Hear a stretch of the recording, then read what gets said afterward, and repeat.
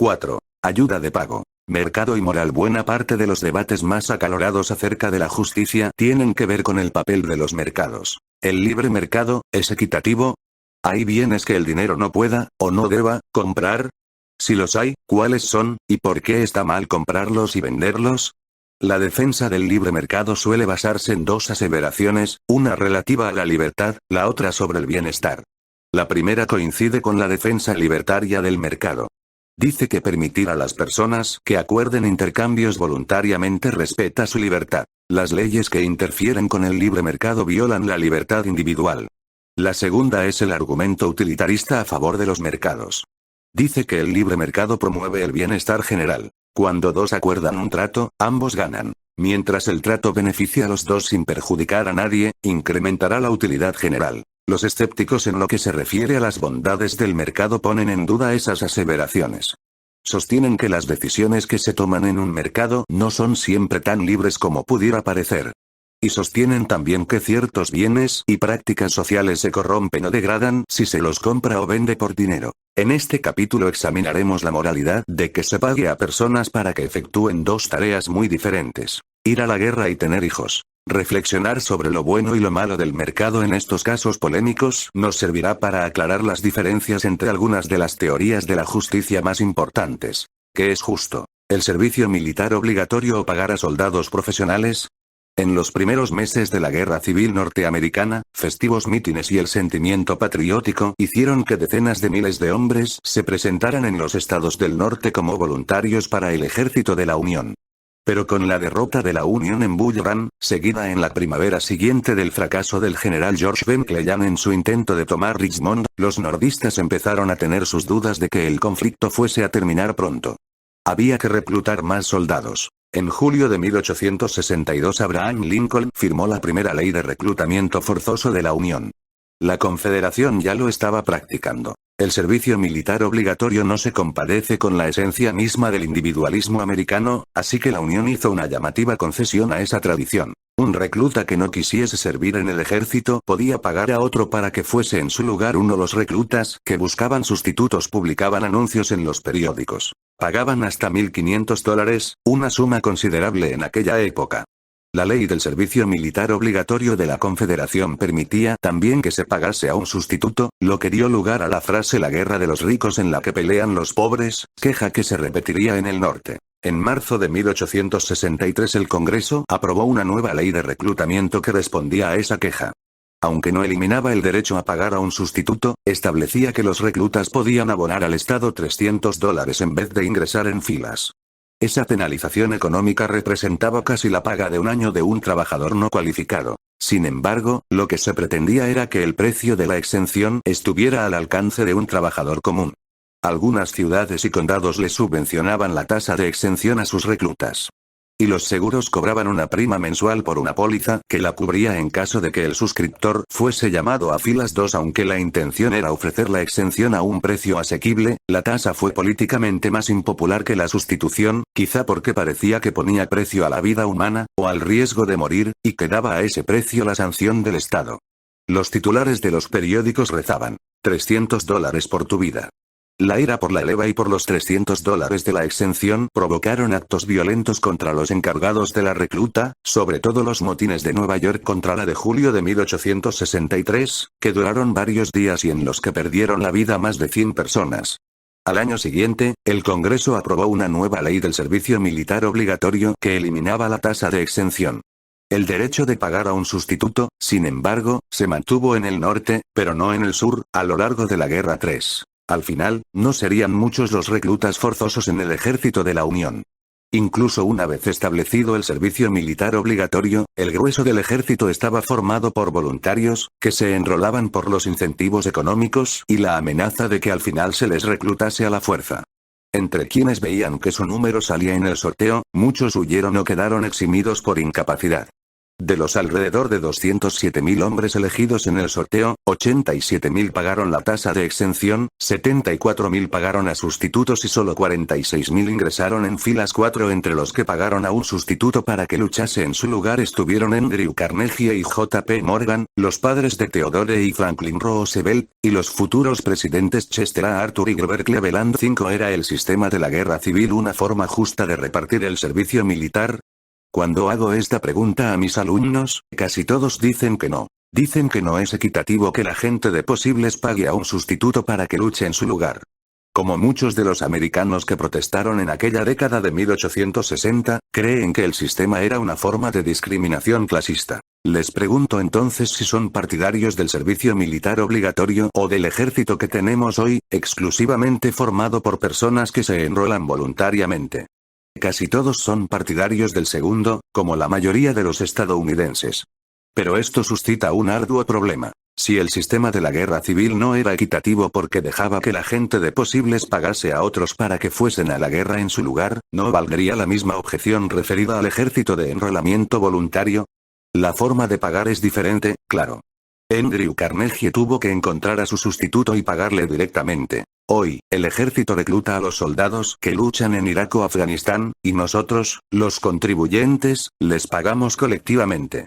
Pero sigue siendo cierto que quienes preferiríamos no enrolarnos pagamos a otros para que luchen en nuestras guerras y arriesguen su vida. Entonces, ¿cuál es la diferencia, moralmente hablando? Si el sistema de la guerra civil de pagar a sustitutos era injusto, ¿no lo es también el ejército profesional? Para examinar el problema, olvidémonos del sistema de la guerra civil y pensemos en las dos formas corrientes de reclutar soldados: el servicio militar obligatorio y el mercado. En su forma más simple, el servicio militar obligatorio cubre las necesidades de las Fuerzas Armadas al obligar a todos los ciudadanos que cumplan ciertas condiciones a servir en ellas o, si no hacen falta tantos, a los elegidos por un sorteo. Ese era el sistema que empleó Estados Unidos en las dos guerras mundiales. Se empleó también en la guerra de Vietnam, pero de modo complicado, plagado de prórrogas para estudiantes y determinadas profesiones, por lo que muchos se libraban de que se les llamase. El servicio militar obligatorio alimentó la oposición a la guerra de Vietnam, sobre todo en las universidades. Esa fue la razón, en parte, de que el presidente Richard Nixon propusiese la abolición del servicio militar obligatorio. En 1973, cuando Estados Unidos se retiraba de Vietnam, el ejército de enrolamiento voluntario sustituyó al de recluta forzosa. Como el servicio militar ya no era obligatorio, el ejército subió la paga y mejoró otros beneficios para atraer a los soldados que necesitaba. Un ejército de enrolamiento voluntario, tal y como lo entendemos hoy, recluta a sus miembros por medio del mercado de trabajo, del mismo modo que los restaurantes, los bancos, las tiendas y demás negocios. Hablar en este caso de voluntarios no es muy apropiado.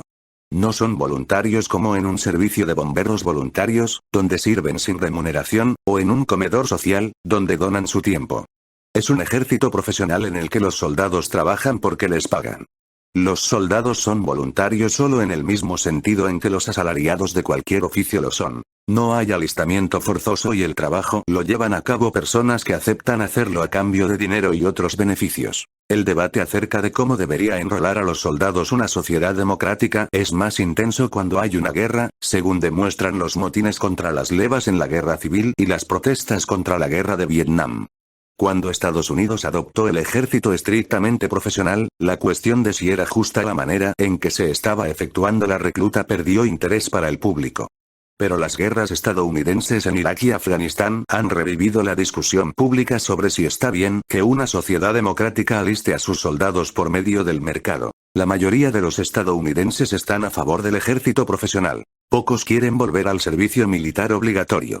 En septiembre de 2007, en medio de la guerra de Irak, un 80% de los estadounidenses se oponía al servicio militar obligatorio, por un 18% a favor, según una encuesta de Gallup. 6. Pero el renovado debate sobre el ejército de profesionales y el servicio militar obligatorio nos enfrenta a algunas de las grandes cuestiones de la filosofía política, las relativas a la libertad individual y las obligaciones cívicas. Para explorarlas, comparemos las tres formas de asignar el servicio militar que hemos visto. El servicio militar obligatorio, el servicio militar obligatorio con la posibilidad de pagar a sustitutos, el sistema de la guerra civil norteamericana, y el mercado. ¿Cuál es el más justo? 1. El servicio militar obligatorio. 2. El servicio militar obligatorio con la posibilidad de pagar a sustitutos, el sistema de la guerra civil norteamericana. 3. El mercado, el ejército profesional. El argumento a favor del ejército profesional. Si usted es libertario, su respuesta será evidente. El servicio militar obligatorio, la primera opción, es injusto porque es coercitivo, una forma de esclavitud. Le es inherente la idea de que el Estado es el dueño de sus ciudadanos y puede hacer con ellos lo que le apetezca, incluso obligarles a ir a la guerra y poner en ella en peligro su vida. Ron Paul, miembro republicano del Congreso y destacado libertario, dijo no hace mucho en contra de quienes quieren reinstaurar el servicio militar obligatorio. Es una forma de esclavitud, pura y simplemente. Y la 13ª enmienda, que prohíbe la servidumbre involuntaria, la ilegalizó. Es muy posible que un recluta muera, lo cual hace del servicio militar obligatorio una forma de esclavitud muy peligrosa. 7. Pero aunque no crea que el servicio militar obligatorio equivale a la esclavitud, usted podría oponerse a su existencia porque limita la posibilidad de elegir de los individuos y, por lo tanto, reduce la felicidad general. Este es un argumento utilitarista contra el alistamiento forzoso. Sostiene que, en comparación con un sistema que permita que se pague a sustitutos, reduce el bienestar de las personas al impedir que acuerden entre sí tratos mutuamente beneficiosos. Si Andrew Carnegie y su sustituto querían hacer un trato, ¿por qué había que impedírselo? La libertad de participar en ese intercambio parece que incrementa la utilidad de las partes sin reducirla de nadie más. Por lo tanto, por razones utilitarias, el sistema de la guerra civil, la segunda política, es mejor que el servicio militar obligatorio, la primera política. No cuesta ver que las premisas utilitaristas apuntaran el razonamiento de mercado. Si se parte de que un intercambio voluntario hace que las dos partes estén mejor sin perjudicar a otros, se tendrá un buen argumento utilitarista a favor de que imperen los mercados. Podemos verlo al comparar el sistema de la guerra civil, la segunda política, con el ejército de enrolamiento voluntario, la tercera política. La misma lógica que lleva a defender que se pueda pagar a sustitutos lleva también a defender una solución completamente de mercado. Si se deja que se pague a sustitutos, ¿por qué se recluta forzosamente a nadie, para empezar? ¿Por qué no se reclutan las tropas mediante el mercado de trabajo, simplemente? Pónganse el salario y los beneficios que se crean necesarios para atraer soldados en el número y de la calidad que se requieran, y déjese que los individuos elijan si se enrolan o no.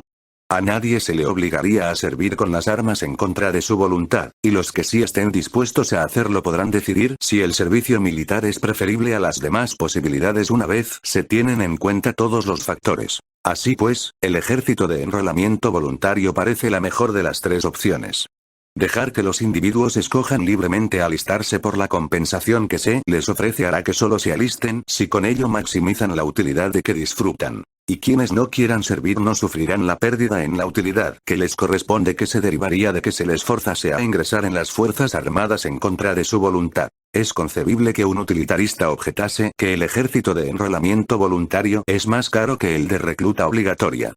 Para atraer a soldados en el número y de la calidad que se requieran, la paga y los beneficios deberán ser mayores que cuando los soldados están obligados a servir. A un utilitarista, pues, quizá le preocupe que la felicidad incrementada de unos soldados mejor retribuidos no compense la infelicidad de unos contribuyentes que tienen que pagar más por el servicio militar. Pero esta objeción no es muy convincente, especialmente si la alternativa es el servicio militar obligatorio, con o sin sustitutos. Resultaría extraño que, por razones utilitarias, se dijese que el coste que para los contribuyentes tienen otros servicios ofrecidos por las administraciones públicas, como la policía y los bomberos, se reduciría forzando a individuos elegidos al azar a realizar esas tareas por un sueldo inferior al de mercado. O que el coste del mantenimiento de las autopistas se reduciría si se obligase a una parte de los contribuyentes, elegida por sorteo, bien a encargarse de ese trabajo, bien a pagar a otros para que se encargasen. La infelicidad que se derivaría de medidas tan coercitivas sobrepasaría, probablemente, el beneficio que los contribuyentes obtendrían de unos servicios más baratos. Así que, tanto según el razonamiento libertario como según el utilitarista, el ejército profesional parece la mejor solución, el sistema híbrido de la guerra civil norteamericana viene en segundo lugar y el servicio militar obligatorio es la forma de asignar el servicio militar menos deseable. Pero cabe hacer al menos dos objeciones a esas maneras de argumentar.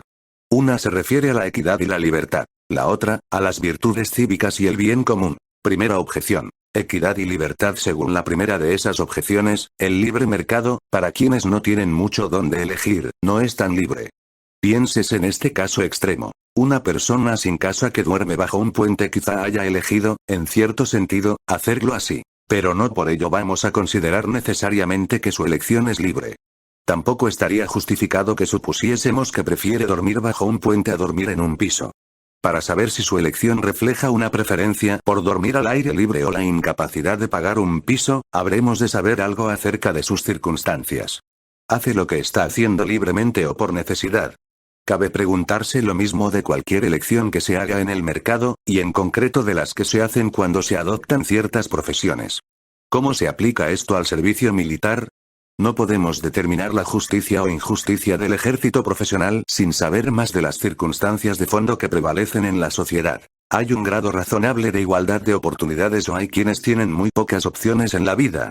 ¿Tiene todo el mundo la oportunidad de cursar estudios superiores o hay quienes no tienen otra forma de costeárselos que alistarse en el ejército?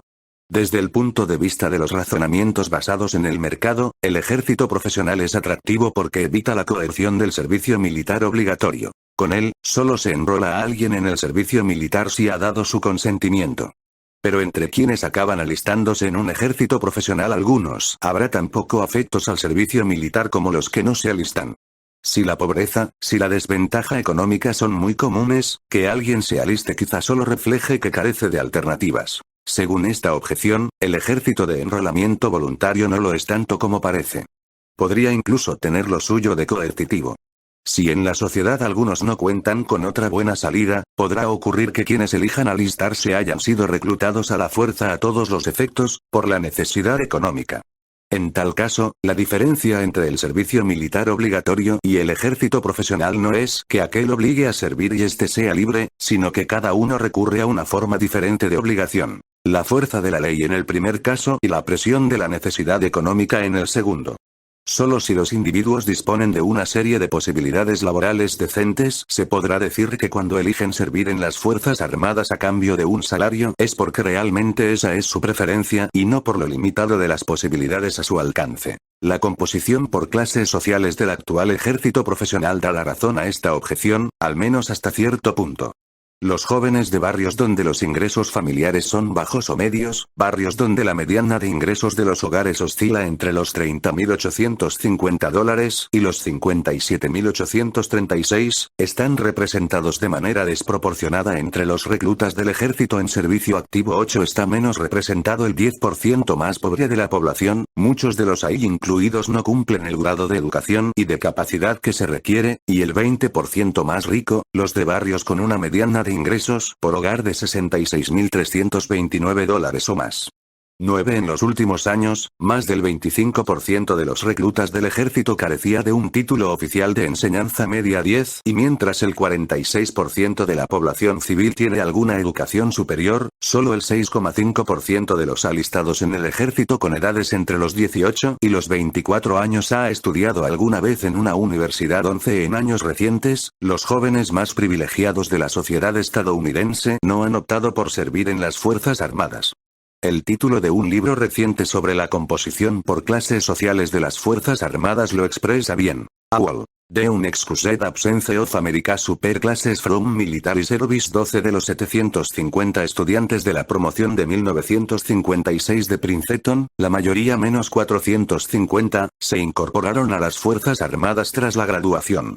De los 1.108 miembros de la promoción de 2006, solo se alistaron 13. Una pauta semejante se ve en otras universidades de élite, y en la capital de la nación. Solo el 2% de los miembros del Congreso tienen un hijo o una hija que sirvan en las Fuerzas Armadas. 14. El congresista Charles Rangel, demócrata por Harlem, condecorado en la Guerra de Corea, cree que no es equitativo, y ha pedido que se reinstaure el servicio militar obligatorio. Mientras siga habiendo americanos a los que se lleve a la guerra, escribió, todos deberían ser susceptibles de que se les lleve, no solo los que, por circunstancias económicas, se ven atraídos por los incentivos educativos y por las lucrativas bonificaciones que se dan para que se enrolen. Señala que, en la ciudad de Nueva York, la desproporción entre quienes pechan con el servicio militar es tremenda. En 2004, el 70% de los voluntarios de la ciudad eran negros o hispanos, y se los reclutaba en grupos sociales con ingresos bajos.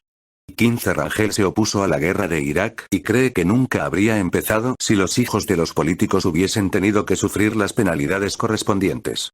Sostiene también que, dada la desigualdad de oportunidades en la sociedad estadounidense, asignar el servicio militar por medio del mercado no es equitativo para quienes cuentan con menos alternativas. La gran mayoría de los que han luchado con las armas por este país en Irak pertenecen a zonas rurales pobres y a los barrios más modestos de nuestras ciudades, lugares donde las primas por alistarse de hasta $40.000 y los miles de dólares en ayudas a la educación son muy tentadores.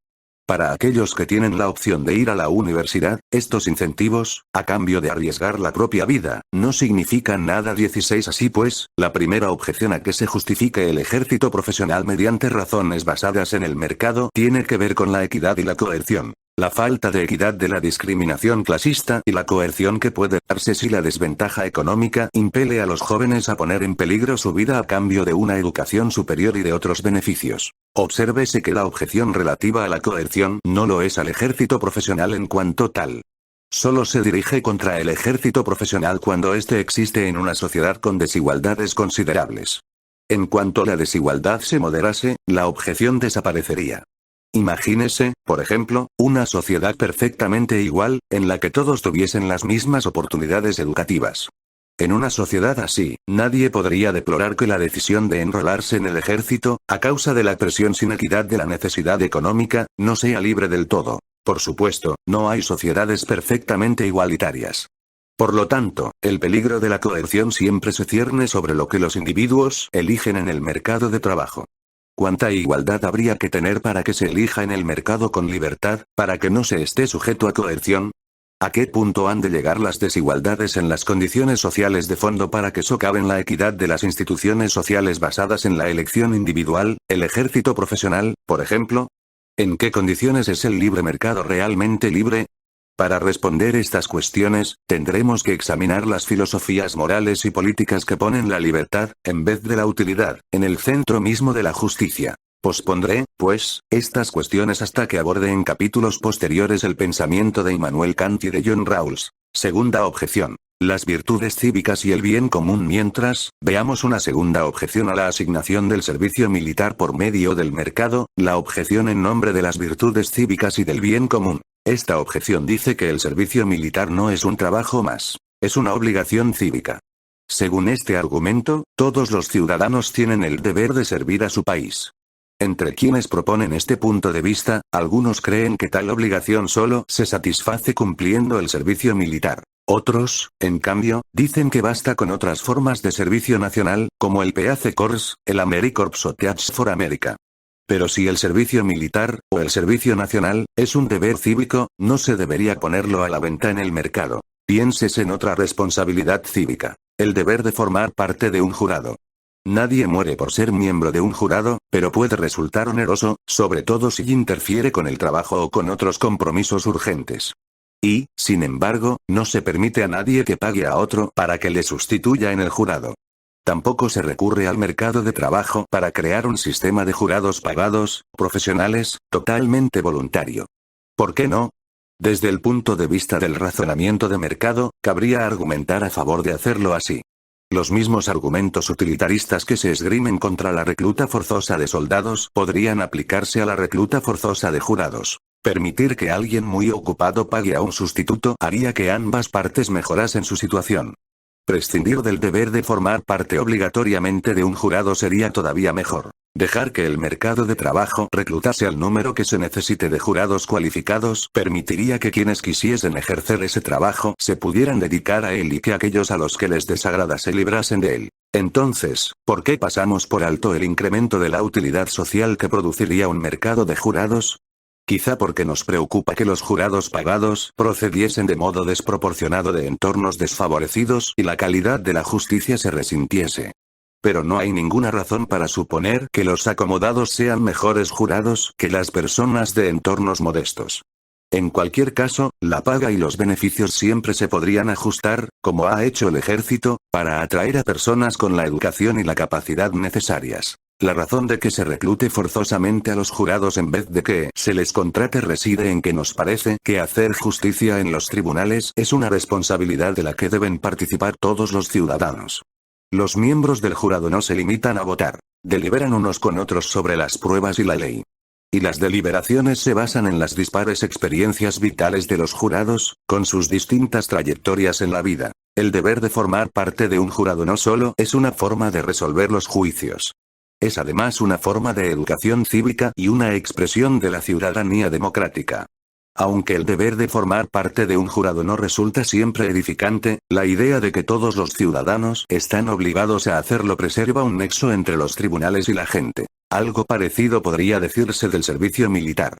El argumento cívico a favor del servicio militar obligatorio sostiene que el servicio militar, como el deber de formar parte de un jurado, es una responsabilidad cívica. Expresa y ahonda la ciudadanía democrática. Desde este punto de vista, convertir el servicio militar en una mercancía, una tarea para cuya realización se paga a otros, corrompe los ideales cívicos por los que debería regirse. Según esta objeción, pagar a los soldados para que hagan nuestras guerras está mal, no porque no sea equitativo para los pobres, sino porque de esa manera nos quitamos de encima un deber cívico. El historiador David M. Kennedy ha ofrecido una versión de este argumento. Sostiene que las Fuerzas Armadas de Estados Unidos tienen hoy muchas de las características de un ejército mercenario, y por este entiende un ejército pagado, profesional, que esté en buena medida separado de la sociedad en cuyo nombre lucha. 17 No es su intención despreciar los motivos de quienes se enrolan. Lo que le inquieta es que pagar a un número hasta cierto punto pequeño de nuestros conciudadanos para que luchen en nuestras guerras nos deja a los demás fuera de lo que está sucediendo. Corta el lazo entre la mayoría de los ciudadanos democráticos y los soldados que luchan en su nombre. Kennedy observa que, en proporción a la población, el número de militares en servicio activo es hoy alrededor de un 4% del que ganó la Segunda Guerra Mundial.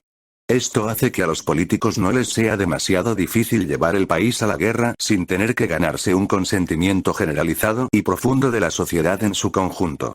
Se puede ahora mandar a la batalla a la fuerza militar más poderosa de la historia en nombre de una sociedad que apenas si se inmuta cuando así se hace. 18 El ejército de enrolamiento voluntario libra a la mayoría de los estadounidenses de la responsabilidad de luchar y morir por su país. Aunque algunos ven en esto una ventaja, esa exención del sacrificio compartido tiene el precio de que se erosione la necesidad de rendir cuentas políticamente. Una mayoría enorme de los americanos, que no corre el menor riesgo de tener que servir militarmente, ha contratado, a todos los efectos, a algunos de sus conciudadanos más desfavorecidos para que hagan uno de los trabajos más peligrosos, mientras la mayoría sigue con sus propios asuntos sin mancharse de sangre ni inquietarse. 19 Una de las formulaciones más famosas de la defensa cívica del servicio militar obligatorio es la del ginebrino Jean-Jacques Rousseau, 1712-1778, el teórico de la política ilustrado.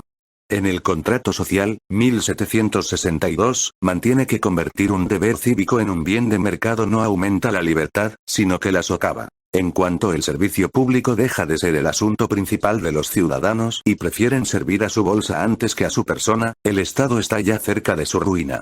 ¿Hay que marchar al combate? Pagan a unas tropas y se quedan en casa. En un Estado verdaderamente libre, los ciudadanos lo hacen todo con sus propias manos y nada con el dinero. Lejos de pagar para quedar eximidos de sus deberes, pagarían por cumplirlos ellos mismos. Estoy bien lejos de las ideas comunes. Creo que las corbeas son menos contrarias a la libertad que los impuestos. 20 La robusta noción de ciudadanía de Rousseau y su desconfianza hacia los mercados quizá parezcan alejadas de las premisas actuales. Nos inclinamos a ver el Estado, con sus leyes y regulaciones de obligado cumplimiento, como el reino de la fuerza, y al mercado, con sus intercambios voluntarios, como el reino de la libertad.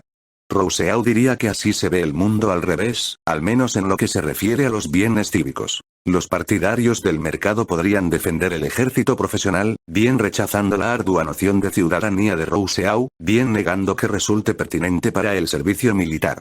Pero los ideales cívicos a que se refería no han perdido del todo su resonancia incluso en una sociedad movida por el mercado como Estados Unidos. La mayoría de los partidarios del ejército profesional niegan con vehemencia que equivalga a un ejército de mercenarios. Señalan, correctamente, que a muchos de los que se enrolan les mueve el patriotismo, no solo la paga y los beneficios. ¿Pero por qué creen que eso tiene importancia? Con tal de que los soldados hagan bien su trabajo, ¿por qué ha de importarnos qué les mueve? Hasta cuando encargamos de la recluta al mercado, nos cuesta separar el servicio militar de las viejas ideas de patriotismo y virtud cívica. Pues piensen lo siguiente. ¿Cuál es, en realidad, la diferencia entre el ejército profesional de hoy y un ejército de mercenarios? Ambos pagan a los soldados por luchar. Ambos seducen a la gente para que se aliste con la promesa de un salario y de otros beneficios.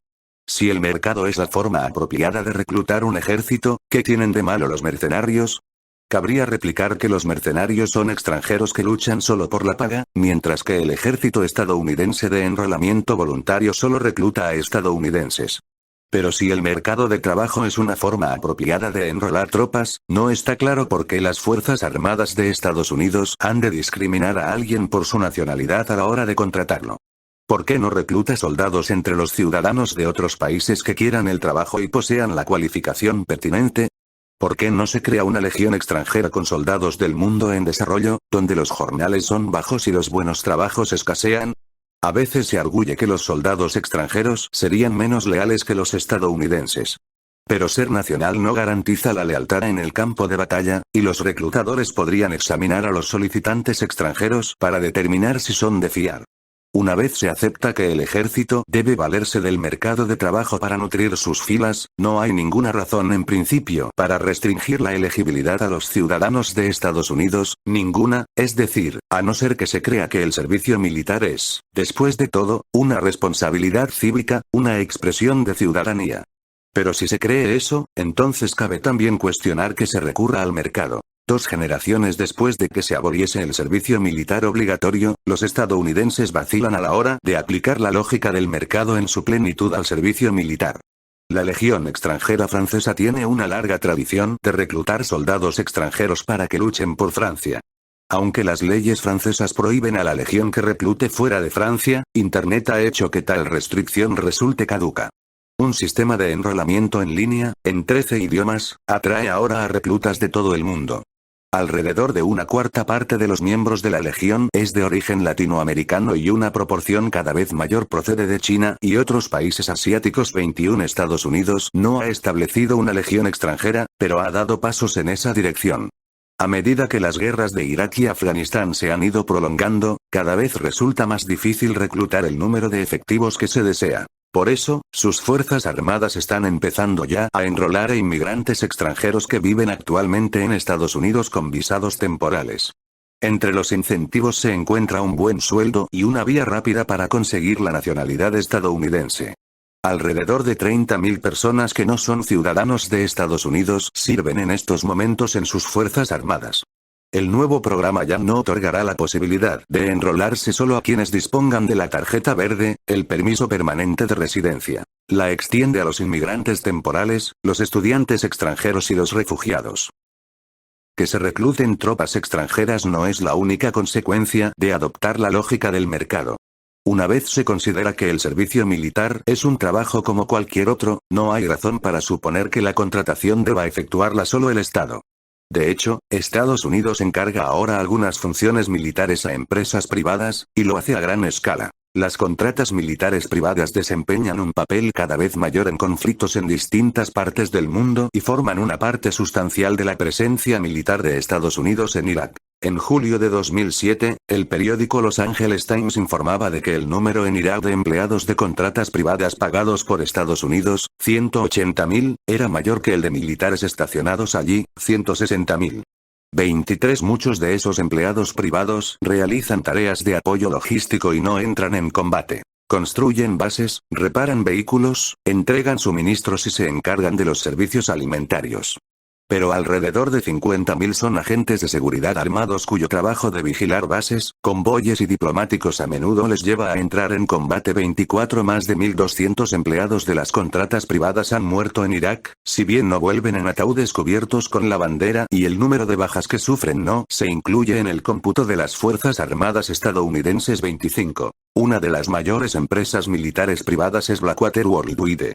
Eric Prince, el director general de la empresa, antiguo miembro de las Fuerzas de Operaciones Especiales de la Marina, tiene una ardiente fe en el libre mercado. Rechaza la insinuación de que sus soldados son mercenarios, palabra que considera difamatoria. 26 Princess explica. Estamos intentando hacer por el aparato de seguridad nacional lo que Federal Express hizo por el servicio postal. 27 Blackwater, que ha recibido más de $1.000 millones en contratos del gobierno por sus servicios en Irak, a menudo ha dado lugar a polémicas. 28 Sus actividades llamaron por primera vez la atención pública cuando 4 de sus empleados sufrieron en 2004 una emboscada en Fallujah y los mataron. Se colgó a 2 de los cadáveres de un puente. El incidente llevó al presidente George W. Bush a ordenar a los marines que entrasen en Fallujah, donde se libró una batalla costosa, a gran escala, contra los insurgentes. En 2007, 6 guardas de Blackwater abrieron fuego contra una multitud en una plaza de Bagdad y mataron a 17 civiles. Los guardas, que alegaron que les habían disparado a ellos primero, no podían ser procesados conforme a la ley iraquí. Así lo establecían unas normas dictadas tras la invasión por la autoridad gobernante estadounidense. Al final, el Departamento de Justicia de Estados Unidos los acusaría de homicidio involuntario. El incidente llevó al gobierno iraquí a pedir la retirada de Blackwater del país. 29. Muchos, en el Congreso y entre el público en general, criticaron que el Estado descargase tareas bélicas en empresas con ánimo de lucro como Blackwater. Buena parte de las críticas se dirigen contra su inmunidad y participación en excesos. Varios años antes de que los empleados de Blackwater disparasen a civiles en la plaza de Bagdad, empleados de otras empresas habían estado entre los que abusaron de los presos de la cárcel de Abu Ghraib. Los soldados del ejército implicados comparecieron ante un tribunal marcial. Los empleados privados no fueron castigados. 30, pero supongamos que el Congreso crease unas regulaciones más estrictas para las empresas militares privadas de modo que fuera más fácil pedirles cuentas de sus actos y de modo que sus empleados estuvieran sometidos a las mismas normas de conducta que los soldados estadounidenses. ¿Dejaría de ser criticable el empleo de empresas privadas para que luchen en nuestras guerras? ¿O es que hay alguna diferencia moral entre pagar a Federal Express para que reparta el correo y contratar a Blackwater para que reparta una fuerza letal en el campo de batalla? Para responder esta pregunta hemos de resolver una que le es previa. El servicio militar, y quizá el servicio nacional en general, es una obligación cívica que todos los ciudadanos tienen el deber de cumplir, o es un trabajo duro y arriesgado como otros, trabajar en la mina, por ejemplo, o la pesca de altura, que se rigen apropiadamente por el mercado de trabajo. Y para responder esta pregunta hemos de plantearnos una más amplia. ¿Qué obligaciones se tienen los ciudadanos de una sociedad democrática entre sí y de dónde nacen esas obligaciones? Diferentes teorías de la justicia ofrecen diferentes respuestas a esa cuestión. Estaremos en mejor disposición de decidir qué preferimos, el servicio militar obligatorio o el profesional, una vez hayamos explorado, más adelante, el fundamento y el alcance de las obligaciones cívicas. Mientras, veamos otro uso controvertido del mercado laboral. Embarazos de pago. William y Elizabeth Stern eran una pareja de profesionales que vivía en Tenafly, estado de New Jersey. Él era bioquímico, ella, pediatra. Querían tener un hijo, pero por sí mismos no podían, al menos no sin que la salud de Elizabeth corriese peligro. Padecía de esclerosis múltiple. Por lo tanto, acudieron a un centro de infertilidad que subrogaba embarazos. El centro publicaba anuncios en busca de madres sustitutas, mujeres dispuestas a quedarse embarazadas y dar a luz en lugar de otra mujer a cambio de una retribución en dinero. 31. Una de las mujeres que respondió al anuncio fue Mary Beth Whitehead, de 29 años, que tenía 2 hijos. Era esposa de un trabajador de la recogida de basuras. En febrero de 1985, William Stern y Mary Beth Whitehead firmaron un contrato. Mary Beth aceptaba que se la inseminase artificialmente con el esperma de William, proseguir el embarazo y entregar el niño a William una vez hubiese nacido. Aceptaba además ceder sus derechos maternos para que Elizabeth Stern pudiese adoptar el niño. Por su parte, William aceptaba pagar a Mary Beth $10,000 en el momento de la entrega del niño y correr con los gastos médicos. Pagó además $7,500 al centro de infertilidad por haber mediado en el trato. Tras varias inseminaciones artificiales, Mary Beth se quedó embarazada, y en marzo de 1986 dio a luz a una niña. Los Stern, anticipándose a la inminente adopción de la que iba a ser su hija, la llamaron Melissa. Sin embargo, Mary Beth Whitehead vio que era incapaz de separarse de la niña y quiso quedársela. Huyó a Florida con ella, pero los Stern consiguieron que se emitiese una orden judicial que la obligaba a entregar a la niña. La policía de Florida encontró a Mary Beth, se dio la niña a los Stern y la disputa por la custodia acabó en los juzgados de New Jersey. El juez tuvo que decidir si el contrato debía cumplirse. ¿Qué cree usted que era lo debido? Para simplificar las cosas, centrémonos en la cuestión moral más que en la legal. New Jersey no tenía una ley que permitiese o prohibiese los contratos de subrogación de la maternidad. William Stern y Mary Beth Whitehead habían firmado un contrato. Desde el punto de vista moral, había que obligar a que se cumpliese. El argumento más fuerte a favor de mantener en vigor el contrato es el de que un trato es un trato.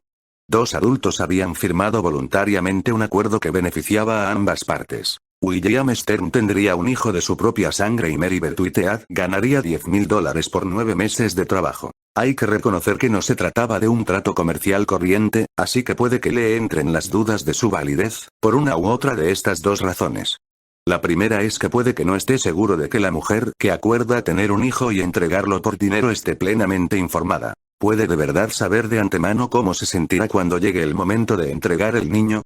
Si no puede saberlo de verdad, cabría sostener que su consentimiento inicial estuvo condicionado por la necesidad de dinero y una falta del conocimiento adecuado acerca de lo que experimentaría cuando se separase de su hijo. En segundo lugar, puede que usted encuentre reprochable la compraventa de niños, o alquilar la capacidad reproductiva de una mujer, incluso si ambas partes acuerdan libremente hacerlo. Se podría argumentar que esta manera de proceder convierte a los niños en mercancías y explota a las mujeres al tratar el embarazo como un negocio lucrativo. A Harvey R. Sorkow, el juez del caso de Baby M., como se vino a llamarlo, no le convencieron estas dos objeciones. 32 declaró válido el acuerdo basándose en que los contratos son sagrados. Un trato era un trato, y la madre biológica no tenía derecho a romper el contrato simplemente porque hubiese cambiado de opinión. 33 El juez abordó las dos objeciones. Negó primero que el acuerdo de Mary Beth no hubiese sido voluntario del todo, que su consentimiento hubiera estado en parte viciado. Ninguna parte se encuentra en una posición negociadora superior. Cada una obtuvo solo lo que la otra quiso. Se estableció un precio por los servicios que cada parte había de efectuar y se alcanzó un acuerdo. Una parte no forzó a la otra. Ninguna de las partes contaba con un conocimiento de experto que pusiese a la otra en una posición desventajosa. Ninguna tenía un poder negociador desproporcionado. 34. En segundo lugar, rechazó que la subrogación de la maternidad, o maternidad de sustitución, equivaliese a vender un niño. El juez sostuvo que William Stern, el padre biológico, no le había comprado un niño a Mary Beth Whitehead. La había pagado por el servicio de gestar al niño. En el nacimiento, el padre no compró el niño. Es genéticamente su propio hijo, su hijo biológico. No puede comprar lo que ya es suyo. 35 Como el niño se concibió con el esperma de William, era su hijo desde el principio, razonó el juez. Por lo tanto, no se vendió un niño. El pago de $10,000 fue por un servicio, el embarazo, no por un producto, el niño. En cuanto a la idea de que ofrecer semejante servicio explota a las mujeres, el juez Sorkow discrepaba. Comparó el embarazo de pago a la donación pagada de esperma. Puesto que a los hombres se les permite vender su esperma, a las mujeres se les debería permitir vender su capacidad reproductiva. Si un hombre puede ofrecer los medios para procrear, a una mujer debería igualmente permitírsele hacer lo mismo. 36 Sostener lo contrario, afirmaba, sería negar a las mujeres la igual protección ante la ley. Mary Beth Whitehead presentó una apelación ante el Tribunal Supremo de New Jersey. El tribunal, en veredicto unánime, revocó la decisión del juez Sorkow y sentenció que el contrato de subrogación era inválido. 37 El tribunal concedió la custodia de Baby M a William Stern porque era lo que más le convenía al bebé. Dejando aparte el contrato, el tribunal creía que los Stern educarían mejor a Melissa. Sin embargo, devolvió a Mary Beth Whitehead la condición de madre de la niña y pidió al juzgado que determinase los derechos de visita. El presidente del Tribunal Supremo, el juez Robert Willens, que redactó la sentencia en nombre del tribunal, rechazó el contrato de subrogación de la maternidad. Arguía que no fue realmente voluntario y que suponía la venta de un niño. En primer lugar, no hubo verdadero consentimiento. Mary Beth no aceptó gestar un niño y entregarlo tras el parto de manera verdaderamente voluntaria, puesto que no estaba plenamente informada. Según el contrato, la madre natural se compromete irrevocablemente antes de que sepa la intensidad de sus lazos con el niño. No toma nunca una decisión totalmente voluntaria e informada, pues está del todo claro que cualquier decisión previa al nacimiento de la niña no es, en el sentido que más importa, una decisión informada. 38 Una vez que el niño ha nacido, la madre está en mejor posición de elegir de manera informada, pero para entonces su decisión no es libre, sino que está condicionada por la amenaza de una querella y la inducción de los $10,000, lo que hace que no llegue a ser totalmente voluntaria. 39. Además, la necesidad de dinero hace probable que mujeres pobres elijan convertirse en madres de alquiler para otras acomodadas, y no al revés. El juez Willens indicaba que también esto ponía en entredicho el carácter voluntario de acuerdos de esa especie. Tenemos serias dudas de que las parejas infértiles con pocos ingresos encuentren madres de alquiler que tengan ingresos altos. 40. Por lo tanto, una de las razones para considerar nulo el contrato fue que el consentimiento estuviera contaminado. Pero Willens ofreció además una segunda razón, de índole más fundamental. Dejando aparte la cuestión de hasta qué punto le acuciaba su necesidad de dinero y de en qué medida entendía las consecuencias, apuntamos que su consentimiento es irrelevante. En una sociedad civilizada hay cosas que el dinero no puede comprar. 41. La subrogación comercial de la maternidad equivale a comprar un niño, sostenía Willens, y comprar niños está mal, por voluntaria que sea la venta. Rechazaba el argumento de que se paga por el servicio subrogado, no por el niño. Según el contrato, los $10,000 se pagaban solo cuando se entregaba la custodia y Mary Beth renunciaba a sus derechos maternales. Eso es venderle un niño, o, al menos, la venta del derecho de la madre a su hijo, y el único factor que lo mitiga es que uno de los compradores sea el padre. Un intermediario, movido por el provecho económico que saca de ello, promueve la venta. Sea cual sea el idealismo que pueda haber movido a algunos de los participantes, el motivo del provecho económico predomina, impregna y en última instancia rige la transacción. 42. Los contratos de subrogación de la maternidad y la justicia. Por lo tanto, ¿quién tenía razón en el caso de Baby M, el juzgado que dio validez al contrato o el tribunal superior que lo anuló? Para responder esta pregunta habremos de calibrar la fuerza moral de los contratos y las dos objeciones que se le hacían al de subrogación del embarazo. El argumento a favor de dar validez al contrato de subrogación de la maternidad se basa en las dos teorías de la justicia que hemos tenido en cuenta hasta ahora: el libertarismo y el utilitarismo. El argumento libertario en defensa de los contratos dice que reflejan la libertad de elegir. Dar validez a un contrato entre dos adultos acordado con el consentimiento de ambos es respetar su libertad. El argumento utilitario en defensa de los contratos dice que promueven el bienestar general. Si ambas partes acuerdan un trato, es que ambas deben de sacar un beneficio o alguna felicidad de ese acuerdo. Si no, no lo habrían hecho.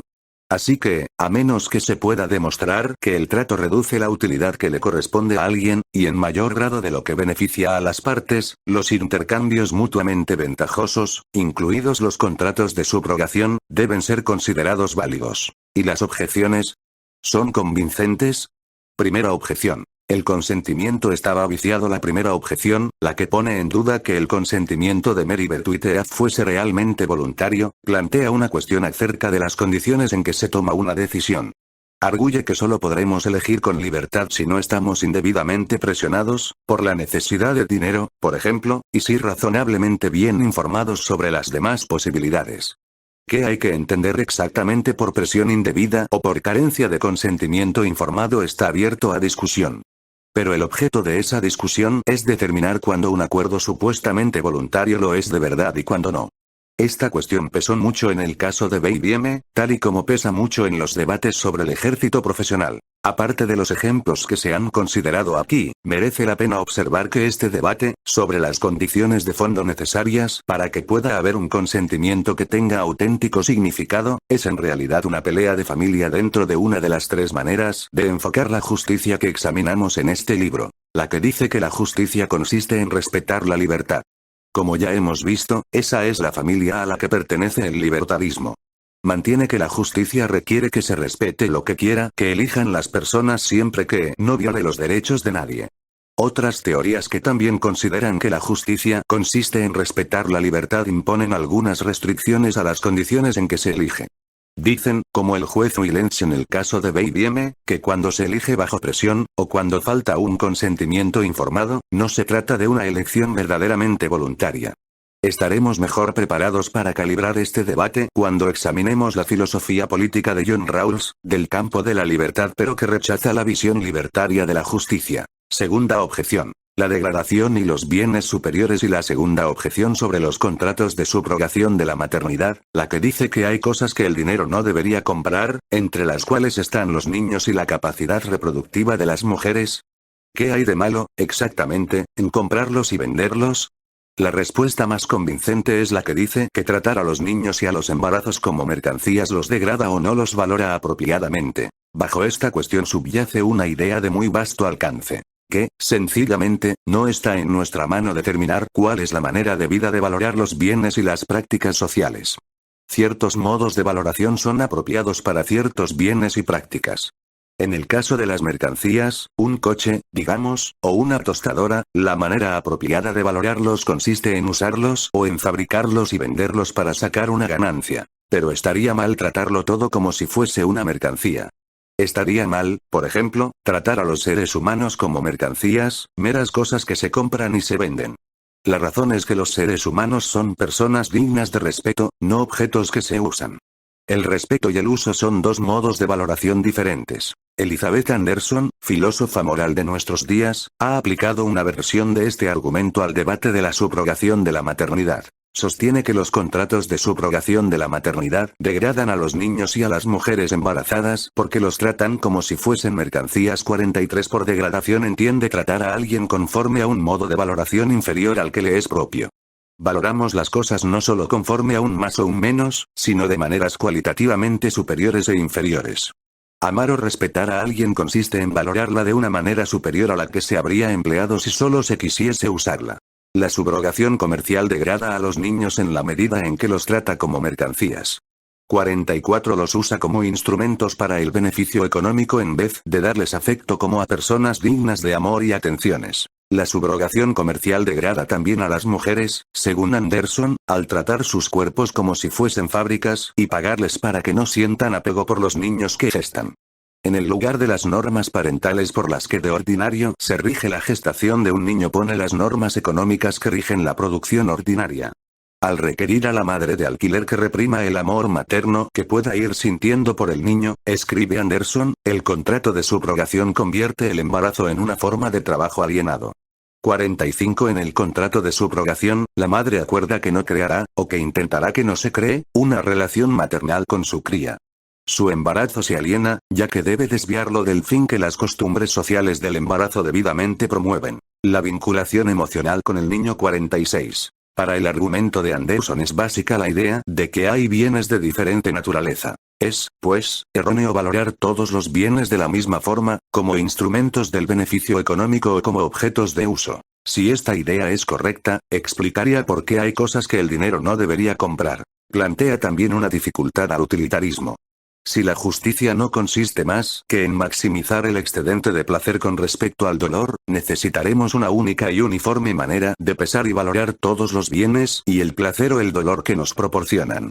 Bentham inventó el concepto de utilidad precisamente con ese propósito. Pero Anderson sostiene que valorarlo todo según la utilidad, o el dinero, degrada a esos bienes o prácticas sociales, entre ellas, los niños, el embarazo y la maternidad, que se valoran apropiadamente solo conforme a normas superiores. Pero ¿cuáles son esas normas superiores, y cómo podemos saber qué modos de valoración son los apropiados según los bienes y prácticas sociales de que se trate? Una forma de abordar la cuestión es la que parte de la idea de libertad. Como los seres humanos tienen la capacidad de ser libres, no se nos debería usar como si fuésemos meros objetos, sino digna y respetuosamente. Este enfoque resalta la diferencia entre las personas, dignas de respeto, y los meros objetos o cosas, susceptibles de ser usados, y hace de ella la distinción fundamental de la moral. Su mayor defensor es Immanuel Kant, a quien dedicaré el capítulo siguiente. Otra manera de abordar la cuestión de las normas superiores es la que tiene su punto de partida en la idea de que la manera debida de valorar los bienes y las prácticas sociales depende de los propósitos y fines de esas prácticas. Recuérdese que, al oponerse a la subrogación de la maternidad, Anderson sostenía que las costumbres sociales del embarazo debidamente promueven un cierto fin, a saber, que la madre sienta un vínculo emocional con su hijo. Un contrato que requiera a la madre que no forme ese vínculo es degradante porque la desvía de ese fin. Pone en lugar de una norma parental una norma que rige la producción comercial. La idea de que descubrimos las normas apropiadas para las distintas prácticas sociales al intentar comprender el fin característico, o propósito, de esas prácticas es el núcleo de la teoría de la justicia de Aristóteles. Examinaremos su enfoque en un capítulo posterior. Hasta que no examinemos estas teorías de la moral y de la justicia no podremos determinar de verdad qué bienes y prácticas sociales deberían regirse por el mercado. Pero en el debate sobre los embarazos de alquiler, como en el del ejército profesional, vamos vislumbrando ya lo que está en juego. Gestantes de alquiler en el tercer mundo. Melissa Stern, antes conocida como Baby M, se licenció hace poco en la Universidad George Washington, con la religión como disciplina principal. 47 Han pasado más de 20 años desde la famosa batalla legal en New Jersey por su custodia, pero el debate sobre la subrogación comercial de la maternidad no ha acabado. Muchos países europeos la han prohibido. En Estados Unidos, más de una decena de estados la ha legalizado, alrededor de una decena los prohíbe y en otros no está clara su situación legal. 48. Las nuevas técnicas de reproducción han cambiado la economía de la gestación de sustitución de una forma que agudiza el dilema ético que supone. Cuando Mary Beth Whitehead aceptó quedarse embarazada a cambio de dinero, aportó tanto el vientre como el óvulo. Era, pues, la madre biológica del niño que gestó. Pero con la aparición de la fecundación in vitro puede proporcionar el óvulo una mujer y gestarlo otra. Deborah Spar, profesora de Administración de Empresas en la Facultad de Ciencias Empresariales de Harvard, ha analizado las ventajas comerciales de la nueva forma de subrogación. 49 Antes, quienes contrataban la subrogación necesitaban adquirir en un mismo paquete el óvulo y el seno materno. Ahora pueden hacerse por una parte con el óvulo, que, en muchos casos, es de la que ejercerá de madre, y por otra con el seno materno. 50 Que la cadena de suministro no venga ya en un solo paquete, explica Spar, ha impulsado el crecimiento del mercado de la subrogación. 51 Como elimina el nexo tradicional entre el óvulo, el seno materno y la madre, la subrogación solo de la gestación, ¡ja!, reducido el riesgo legal y emocional que rodeaba a la subrogación de la maternidad tradicional y ha permitido que prospere un mercado nuevo liberados de las restricciones que suponía el óvulo y el seno materno en un solo paquete. Los intermediarios de la subrogación ahora discriminan mejor a la hora de elegir a las donantes y a las gestantes de alquiler, y buscan óvulos con unos rasgos genéticos particulares y senos maternos de mujeres con una personalidad determinada. 52 Los que quieran ser padres no tendrán ya que preocuparse por las características genéticas de la mujer a la que paguen para que geste al niño, ya que las están adquiriendo en otra parte. 53 No les importa su aspecto, y les preocupa menos que reclamen el niño cuando nazca o que los tribunales se inclinen a su favor. Solo necesitan una mujer sana que esté dispuesta a sobrellevar un embarazo y a cumplir ciertas normas de conducta, no beber, no fumar, no tomar drogas, en su transcurso. 54. Aunque la subrogación solo de la gestación ha aumentado el número de las mujeres que se ofrecen, la demanda también ha subido. Las gestantes reciben ahora entre $20,000 y $25,000 por su embarazo. El coste total del acuerdo, incluidas las facturas médicas y los costes legales, viene a ser de entre $75,000 y $80,000. Con precios tan elevados, no sorprende que quienes quieran ser padres por esta vía busquen salidas más baratas. Como pasa con otros productos y servicios en una economía global, de alquilar el embarazo se están encargando ahora proveedoras extranjeras que cobran poco. En 2002, la India legalizó la subrogación comercial con la esperanza de atraer a clientes extranjeros. 55. Anand, ciudad del oeste de la India, podría ser pronto al embarazo de alquiler lo que Bangalore es a los centros de llamadas telefónicas.